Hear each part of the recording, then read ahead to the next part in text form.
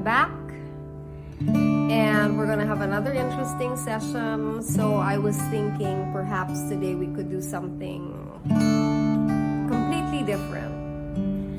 I was thinking today, a sunset. Let's grab our disposable palettes, let's grab our 4 brushes, and let's get started. So today, I'm gonna work with the same palette of colors, a lemon yellow, a phthalo blue, and a crimson red.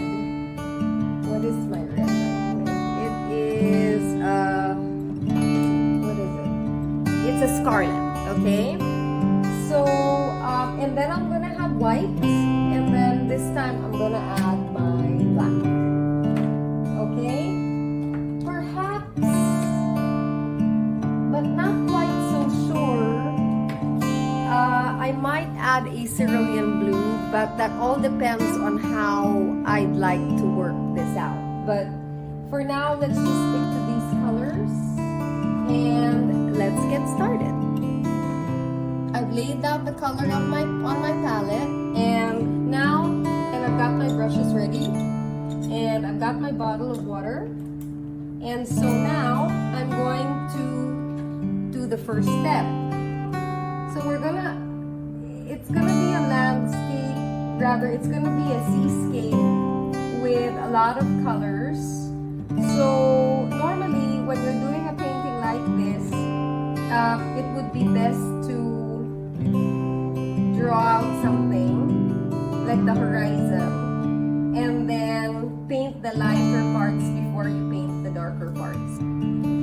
So as you can see, I got my yellow and I'm gonna draw out my horizon line. Okay, that way. And so I'm moving you closer to the image, that way you can see what I'm doing. So with the palette, I've put a yellow line, and then what I'm gonna do is I'm going to put some yellow at the top here, dip my brush in water and wet that yellow because I don't want it to be a dry yellow, and I want to spread it like the way you spread watercolor. So I'm going to just grab that wet yellow. So the yellow is gonna be wet here, and I'm just gonna spread that at the top, and I'm just gonna spread that at the bottom really quickly. Okay, not that I need it to be yellow here, but this is like my horizon line, dead center. Okay, I'm gonna add a little bit more yellow, and this time I'm gonna make it stronger. But if you notice, my brush is really wet. Okay? So then, after that, I'm going to grab my red, and I'm going to put my red right here. And I'm gonna wet my brush again and spread that red down to the yellow. So you see water, and as you can see, I don't care if that drips. The thing that I'm doing here is I'm stretching the paint with water. Stays moist, but not for long. That's why if you notice, my brush movement is very fast. And I don't want this yellow part to be, it's actually orange, but I kind of like my orange to mix on the canvas. So I don't really want to put that much red on top. As a matter of fact, I'm going to put the yellow on top of the red just so that it's not so stark.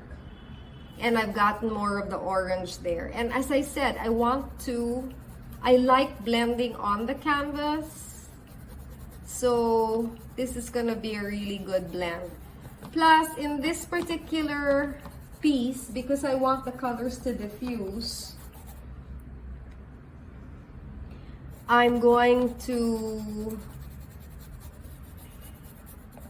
what do you call this, use a lot more water than I would normally on any painting.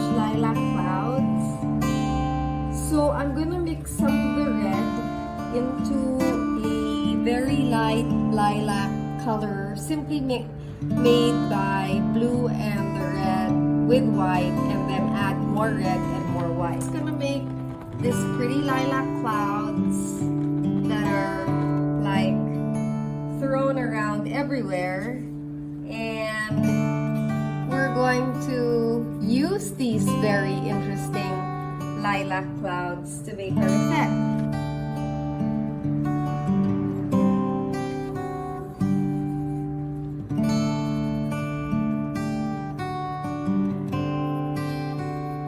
Stippling is one of the best ways by which you can actually make a cloud. Oh, that looks pretty already, okay? So I kind of like built my cloud action. I just need to create more shadow clouds. It's your basic sunset sky. Now I'm gonna go up and I'm gonna go on and finish the painting. I'm gonna add some palm trees. If you wanna do it with me, go ahead. I'm just gonna put some highlight here where, you know, the light coming through the sky is going to reflect on the water.